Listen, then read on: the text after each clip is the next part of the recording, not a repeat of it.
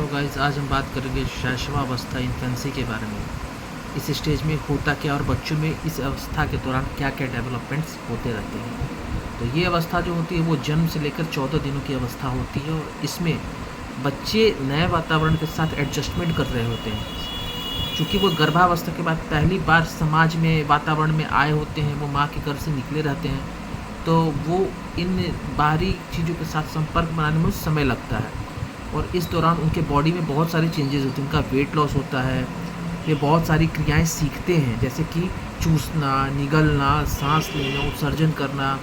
तो इनमें नए नए तरह के चेंजेस जो होते हैं, आप कह सकते हैं कि होते हैं इसमें। और इसकी विशेषता यह है कि इसमें सावधानी की आवश्यकता बहुत पड़ती है। सबसे पहले इसमें बच्चों के साथ सावधानी की आवश्यकता होती है। ज़रा से भी असावधानी होने पर बच्चों को बहुत ही क्रिटिकल प्रॉब्लम फेस करना पड़ सकता है। दूसरा, इनके वजन में कमी होती है। तीसरा, ये नए नए क्रियाएँ सीखती हैं, इनमें विकास का डेवलपमेंट बहुत ही तेज़ होता है।